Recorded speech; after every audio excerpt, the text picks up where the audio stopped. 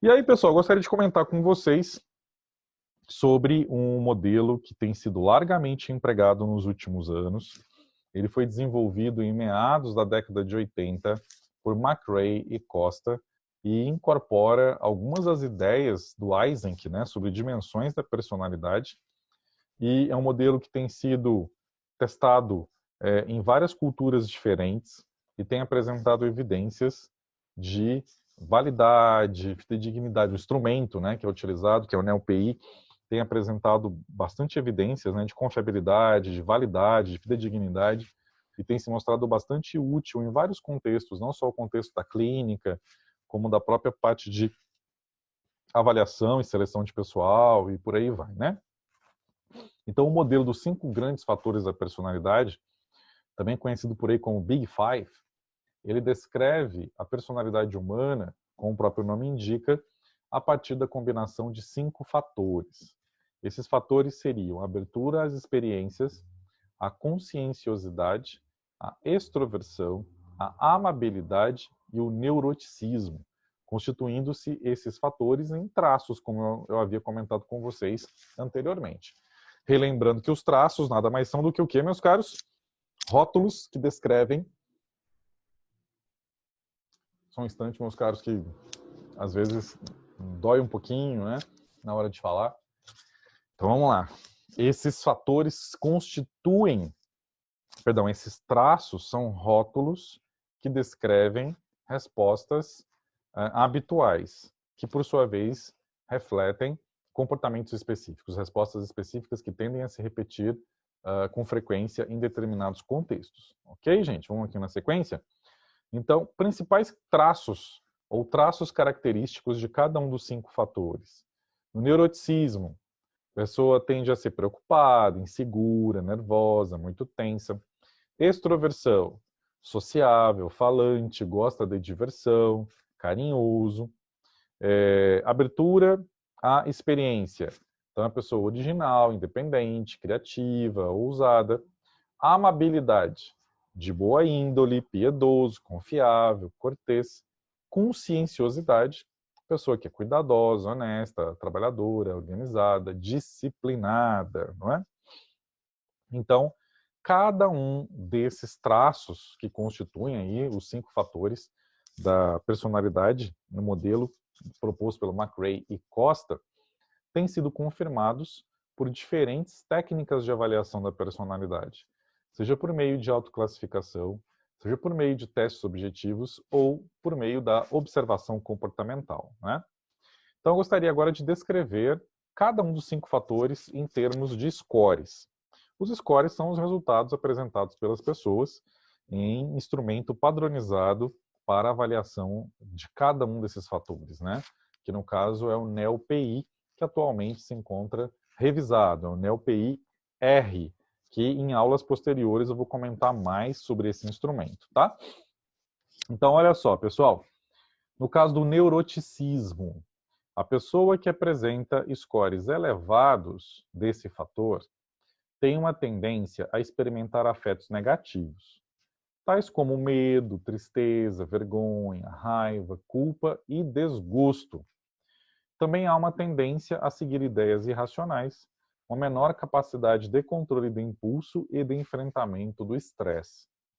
Por outro lado, os scores mais baixos nesse fator estariam relacionados a uma tendência à estabilidade emocional, calma e relaxamento.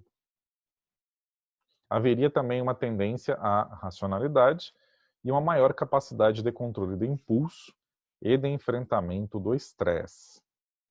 Por outro lado, no caso da extroversão, os scores altos refletiriam uma tendência à sociabilidade, ou seja, a gostar de estar com outras pessoas, preferir grupos grandes, aquilo que eu tinha comentado com vocês, né?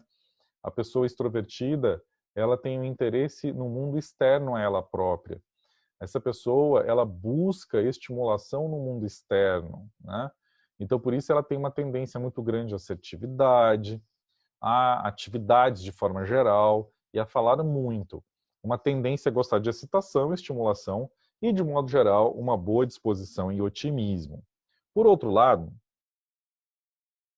Scores mais baixos em extroversão refletem uma tendência a preferir ficar sozinho ou em pequenos grupos. As pessoas introvertidas, posteriormente eu vou comentar isso com vocês, né? Outros modelos de temperamento, inclusive com estudos utilizando técnicas tanto de imaginamento cerebral quanto técnicas de avaliação comportamental, tem mostrado que essas pessoas apresentam uma estimulação endógena bastante elevada, né, no seu córtex cerebral, o que faz com que essas pessoas não precisem de estimulação adicional do meio externo. Portanto, são pessoas que não buscam muitas sensações fora de si mesmas. Essas pessoas, elas tendem a se focar mais nos próprios pensamentos, nas próprias ideias. Elas gostam de permanecer cercadas de poucas pessoas, geralmente pessoas com as quais ela tem estabelecido uma relação de proximidade já há algum tempo. Então, essas pessoas, elas preferem ficar de forma reservada, elas gostam de independência, e elas não são necessariamente pessimistas ou infelizes, elas apenas são mais discretas na sua expressão emocional.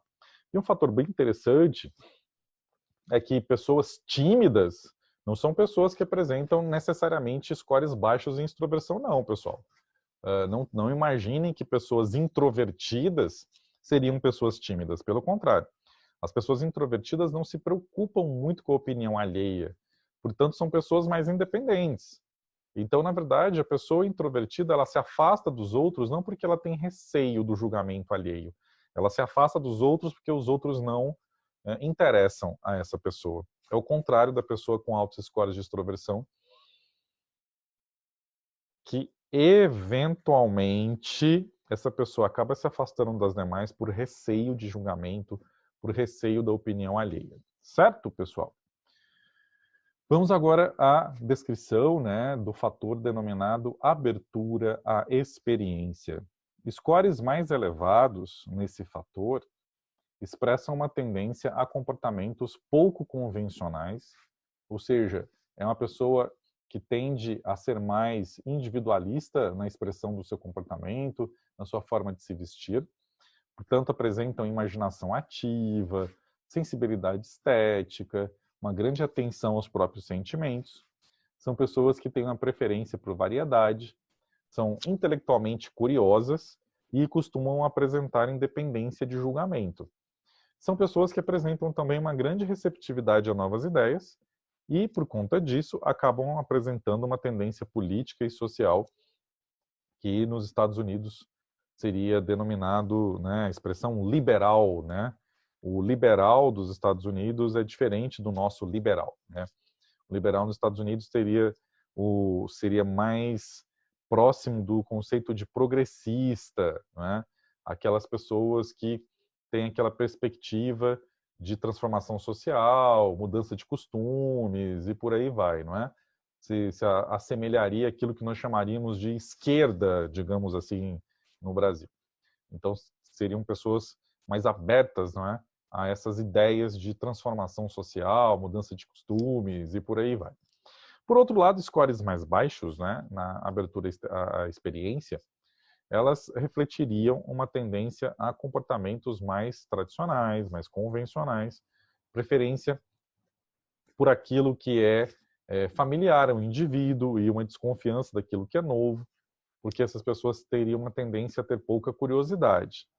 Em função disso, são pessoas que costumam ser apegadas ou mais apegadas às ideias já estabelecidas, o que é natural que leve essas pessoas a apresentarem uma tendência política e social considerada mais conservadora, não é?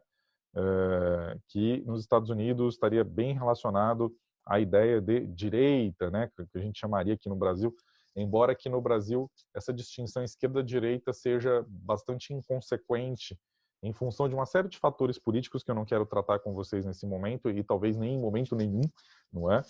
Não tem muita conexão com o tema da disciplina, mas o que eu quero que vocês entendam, gente, é que em nenhum momento os autores estão apresentando a noção segundo a qual a escolha política de uma pessoa é determinada pela personalidade dela, mas vejam, é influenciada. Então, olha só que interessante. Até o viés político adotado por uma pessoa é influenciado pela personalidade dela. Não é objetivo. Por isso, meus caros, cuidado com discussões políticas, pois como vocês estão observando, se existe uma influência, inclusive de fatores ou traços da personalidade na escolha de um determinado ponto de vista político, essa é mais uma razão para que nós sejamos tolerantes, para que nós sejamos capazes de debater as ideias políticas, né, sempre com bastante respeito, sempre com bastante tolerância, e não dessas formas que têm sido muito frequentes nos últimos tempos, de total intolerância e de desrespeito à diversidade de ideias. A democracia, na verdade, se constitui basicamente em respeito à diversidade de ideias, né? Vamos aqui na sequência, gente. Olha só. A amabilidade. Esse fator, ele diz respeito, quando os scores são elevados nele, não é? Há uma tendência ao altruísmo, à empatia e ao desejo de ajudar os outros, com base na crença da reciprocidade, né? Aquela ideia de que se eu ajudar alguém, as outras pessoas também vão me ajudar. Uma tendência à cooperação, à baixa agressividade e à brandura, que é um comportamento mais tranquilo, sem muitos sobressaltos. As pessoas com altos scores de amabilidade tendem a ser pessoas identificadas como bastante simpáticas. São aquelas pessoas que tendem a despertar, né? Tendem a despertar bastante curiosidade, principalmente nos dias de hoje, porque essa brandura ela tende a ser interpretada como uma certa tibieza, né, uma certa frouxidão, digamos assim, no comportamento da pessoa. A pessoa não é tão incisiva, né, como se espera nos dias de hoje. Por outro lado, uma pessoa com scores mais baixos nesse fator de amabilidade seria uma pessoa que apresentaria uma tendência ao egocentrismo, pouca empatia e, ao mesmo tempo, um certo ceticismo em relação às intenções dos outros. Seria uma pessoa com tendências também a uma maior competitividade, alta agressividade e severidade, se contrapondo à brandura da pessoa que apresenta scores mais altos nesse fator, né, no fator da amabilidade. E, finalmente, nós temos o fator conscienciosidade. Está relacionado a uma tendência nos scores altos, a determinação, a disciplina e foco nas metas, uma tendência à meticulosidade, não é? Ou seja, a pessoa que vai realizar as coisas de forma bastante minuciosa, cuidadosa, e também a um certo perfeccionismo. São pessoas que têm uma tendência a planejar e a executar tarefas, portanto apresentam muita escrupulosidade, ou seja, são pessoas que têm um apego muito grande às questões de ordem moral, não é? São pessoas que sempre vão ter uma atitude cuidadosa, cheia de zelo. São pessoas que eventualmente vão ter dúvidas se a forma com a qual elas estão se comportando é correta, é apropriada, é moralmente considerada adequada, não é? São pessoas que apresentam pontualidade e organização também, uma tendência, né, a serem pontuais e a serem organizadas. Já as pessoas que apresentam scores baixos nesse fator de conscienciosidade são pessoas que têm uma tendência maior àquilo que se chama de lassidão, né? Ou seja, a fadiga, ao esgotamento, né? A falta de vontade de fazer as coisas, também a falta de disciplina e de foco, uma tendência a realizar o trabalho de forma mais apressada e mal feita, uma certa inescrupulosidade, né? Uma falta de preocupação em relação àquilo que está sendo feito, e impontualidade e desorganização, né? São os baixos scores de conscienciosidade. Então, temos aí os domínios da personalidade, dos 5 grandes fatores da personalidade, as principais facetas, né, de cada um dos fatores. Então, as facetas do neuroticismo seriam ansiedade, hostilidade, depressão, autoconsciência, impulsividade e vulnerabilidade. As facetas da extroversão seriam acolhimento caloroso, gregariedade, assertividade, atividade, procura de excitação e emoções positivas. As facetas da abertura à experiência seriam fantasia, estética, sentimentos, ações, ideias e valores. As facetas da amabilidade seriam confiança, retidão, altruísmo, complacência, modéstia e sensibilidade. E as facetas da conscienciosidade seriam competência, ordem, obediência ao dever, esforço de realização, autodisciplina e deliberação. Posteriormente, eu vou apresentar um exemplo para vocês de utilização, né, do instrumento padronizado de avaliação desses 5 grandes fatores da personalidade, no qual vocês vão compreender melhor essas facetas de cada um desses domínios aí da personalidade dos 5 grandes fatores, né? Então, olha só que interessante, gente. Quais seriam as semelhanças do modelo dos 5 fatores da personalidade com outros modelos? Então, primeira semelhança. Os fatores de extroversão e neuroticismo são semelhantes às dimensões de extroversão e neuroticismo propostas por Eysenck, como nós vimos no início da aula de hoje, não é? Então, são muito semelhantes. Os conceitos são basicamente os mesmos, não é?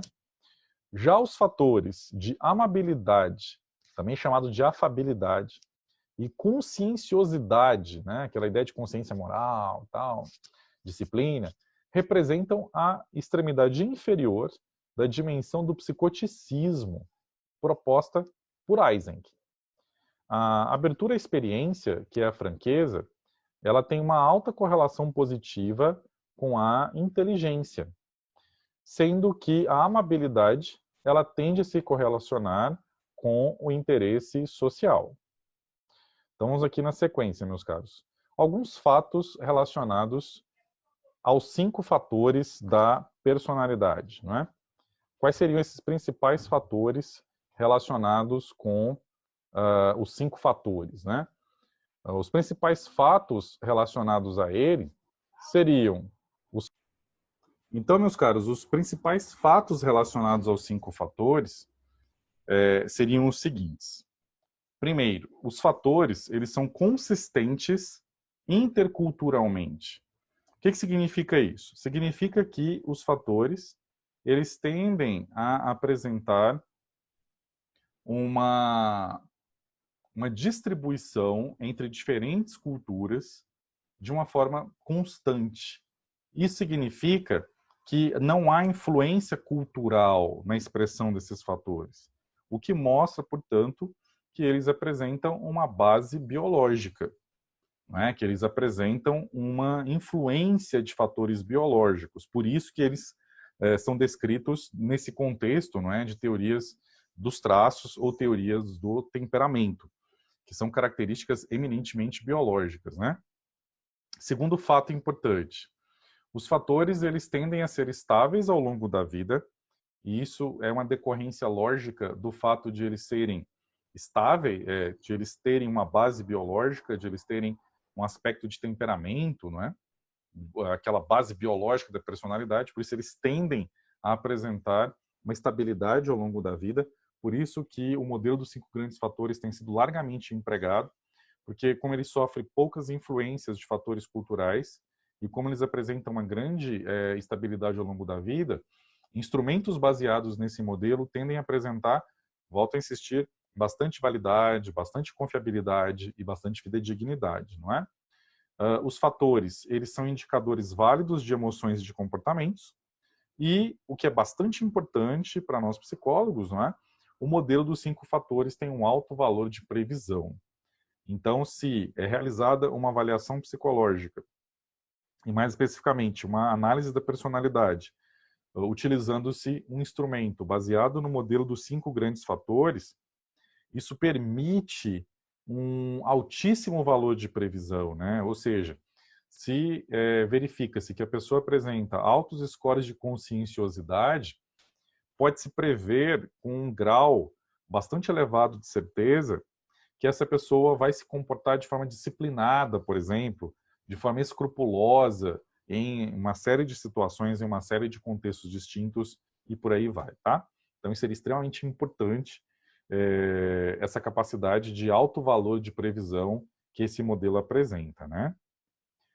E existe aí, aquilo que eu tinha comentado com vocês, né, pessoal, a consistência intercultural dos 5 fatores, que isso significa que os 5 fatores, eles transcendem as diferenças culturais, que existe, como eu havia explicado anteriormente, um forte componente genético associado a esses 5 fatores, e que as diferenças culturais na importância relativa e na desejabilidade social dos 5 fatores, elas têm muito mais a ver com o que cada cultura considera como adequado em termos de expressão das emoções, em termos de características específicas, do que propriamente de uma influência sobre a manifestação de cada um desses 5 fatores. Então, vou apresentar alguns exemplos disso para vocês.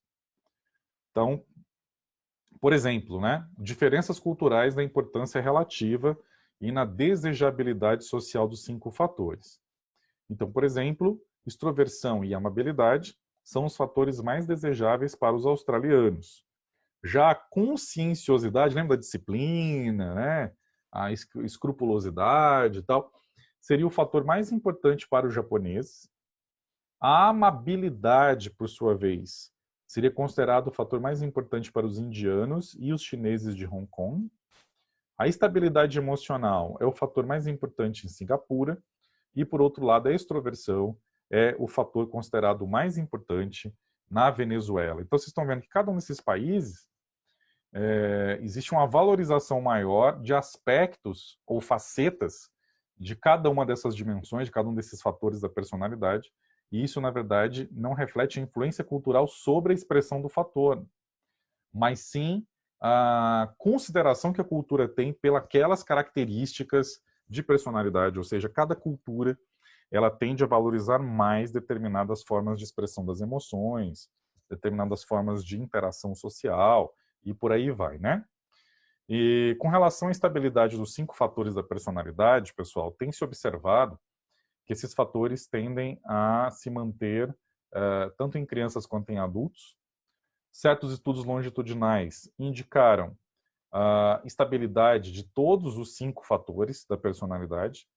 E aí eu vou pedir para que vocês, por favor, leiam lá na página 248 do livro, para que vocês possam, do livro Teorias da Personalidade, do Schultz e Schultz, para que vocês possam se aprofundar nos resultados dessas pesquisas, para que vocês possam obter mais informações sobre a metodologia utilizada, quais foram as culturas nas quais esses estudos foram levados a cabo, e particularmente com relação aos resultados, né, de forma mais detalhada.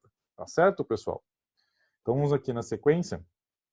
Tem havido correlações, né, dos 5 grandes fatores em termos de emoção e comportamento, como eu havia comentado com vocês, e isso já era esperado, uma vez que os 5 fatores da personalidade refletiriam tendências biológicas, né, e que, portanto, essas tendências elas tendem a se atualizar a partir da interação com o ambiente, e essas correlações emocionais, os 5 fatores da personalidade, seriam as seguintes.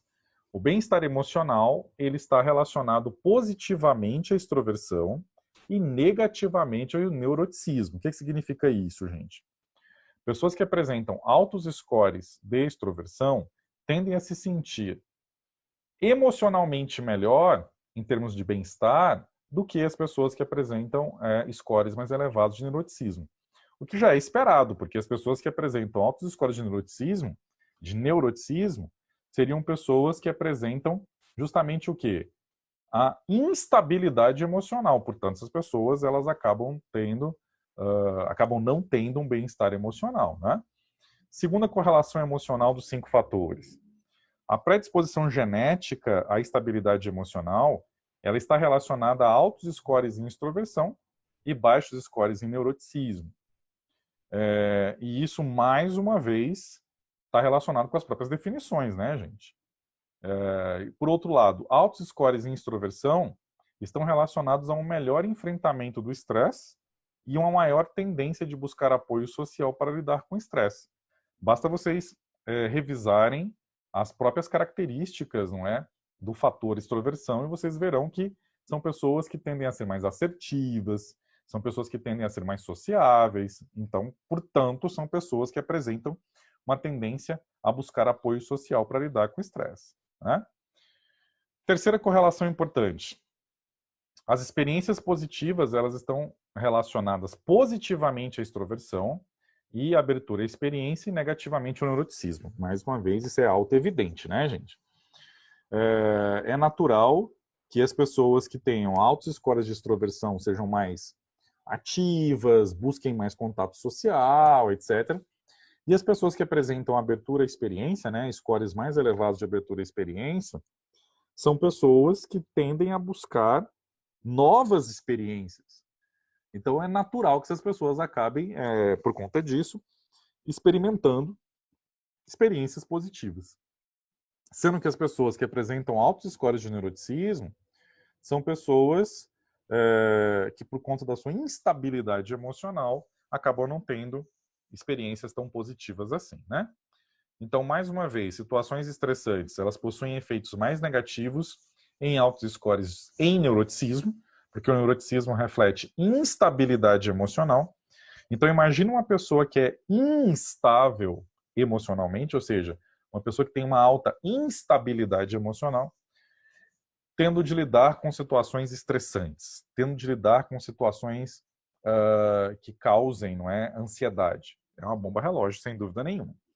Por outro lado, altos scores em amabilidade, ou seja, em afabilidade e conscienciosidade, estão relacionados ao melhor bem-estar emocional do que baixos scores nesses fatores, não é? Ou seja, pessoas que têm esses valores, né, esses scores, tanto de amabilidade quanto de conscienciosidade, por conta das características associadas a esses fatores, tendem a ter experiências que proporcionam a elas um bem-estar emocional muito grande. Justamente porque são fatores da personalidade que, quando a pessoa apresenta altos scores neles, levam a uma melhor organização do ambiente, por exemplo, no caso da conscienciosidade, que tem um reflexo muito positivo no bem-estar emocional. E, por outro lado, no caso da amabilidade, a pessoa ela vai ter uma rede de relações bastante apropriada, vai ter bons contatos com pessoas, porque é uma pessoa mais afável, uma pessoa mais branda, não é? E no caso da conscienciosidade, é uma pessoa que vai evitar, por exemplo, a procrastinação, que por sua vez pode gerar toda uma série de dificuldades do ponto de vista emocional, porque gera estresse, gera tensão e por aí vai, né? E correlações comportamentais dos 5 grandes fatores, né? Então, altos scores em abertura à experiência, como a franqueza, por exemplo, tendem a ter interesses intelectuais mais abrangentes, a buscar desafios, a ter maior probabilidade de mudança de emprego e de carreira, e a experimentar maior variabilidade de experiências de vida do que pessoas que apresentam baixos scores nesse fator. Por outro lado, altos scores em conscienciosidade, meus caros, tendem a ser pessoas que apresentam, né, esses altos scores em conscienciosidade, tendem a ser pessoas mais honestas, mais responsáveis, mais eficientes, confiáveis, autodisciplinadas, organizadas e a ter notas mais altas do que pessoas que têm baixos scores nesse fator. Isso acontece por quê, gente? Vamos relembrar? A conscienciosidade não está relacionada à disciplina, não está relacionada à escrupulosidade, não está relacionada justamente a uma maior organização. Então, é evidente que essas... Sinto muito, meus caros, parece pequena interrupção. Retomando, né? Então, são pessoas que, por conta dessas características de disciplina, de organização, etc., são pessoas que vão ter agenda de estudo, né, horário para estudar, para se preparar, são pessoas que vão se organizar no trabalho, vão organizar o ambiente de trabalho de uma tal sorte que o trabalho seja mais produtivo. Então, por isso que essas pessoas apresentam essas características que foram citadas, né? Altos scores em conscienciosidade também tendem a ser mais aceitos pelos colegas e a ter mais e melhores amizades e a ter menos probabilidade de sofrerem agressão, a serem mais saudáveis e a viverem mais do que baixos scores nesse mesmo fator, justamente por conta da organização, né? São pessoas disciplinadas que, por exemplo, vão se manter realizando atividade física de forma disciplinada. São pessoas que vão buscar uma alimentação mais apropriada. Então, por exemplo, tem que consumir verduras e legumes. Mas para fazer isso tem que preparar esses alimentos, tem que descascar e tal. Às vezes é chato, às vezes é irritante. A pessoa que tem altos scores de conscienciosidade, ela é disciplinada. Então, ela vai descascar, ela vai preparar o próprio alimento, ela vai fazer aquilo que é necessário uma vez prescrito. Por isso que existe essa correlação aí com uma vida mais saudável, né? Com uma longevidade maior. Por outro lado, pessoal, pessoas que apresentam altos scores em amabilidade tendem a ser colaboradores, úteis, altruístas e honestos, né? As pessoas tendem a ser dessa forma. A terem melhores notas e apresentarem menos problemas de comportamento na escola do que baixos scores nesse fator. Porque, gente, scores baixos em amabilidade acabam refletindo uma tendência a desavenças, a uma tendência a não estabelecer boas relações interpessoais, o que, por sua vez, se reflete no desempenho escolar, né? Sem dúvida nenhuma. E aí, pessoal, olha só que interessante também. Altos scores em amabilidade tendem a apresentar menos envolvimento com álcool e drogas ilícitas, níveis inferiores de depressão, menos registros de prisão e mais estabilidade na carreira profissional do que baixos scores nesse fator. E olha o detalhe interessante. A felicidade no casamento está relacionada a altos scores em extroversão e a baixos scores em neuroticismo. Seja uma coisa mais ou menos óbvia, né, meus caros? Mas isso daí são descrições de resultados de estudos empíricos, né? Então, nem sempre o que é óbvio, aparentemente, acaba tendo uma comprovação empírica. E, nesse caso, é a comprovação empírica. Se o casamento é uma interação social, é natural que altos scores em extroversão facilitem essa interação social e que baixos scores em neuroticismo contribuam com a manutenção do casamento. Porque se o neuroticismo é uma instabilidade emocional, meus caros, não tem nada pior para um casamento do que pessoas que apresentam essa instabilidade emocional. Pelo contrário, o casamento precisa de estabilidade emocional e não o contrário, não é? Então, por isso, essa seria a explicação para esses fatos. E aí, pessoal, temos uma descrição do que seria o temperamento, né, na concepção de Buzz Plommen, em 1984. O temperamento seria um conjunto de disposições hereditárias voltadas para determinados comportamentos, ou seja, o temperamento é a base biológica da personalidade. Existem 3 aspectos que são fortemente influenciados pelo temperamento e que seriam a emotividade. A emotividade está associada à excitabilidade, portanto, às reações de angústia, medo e raiva.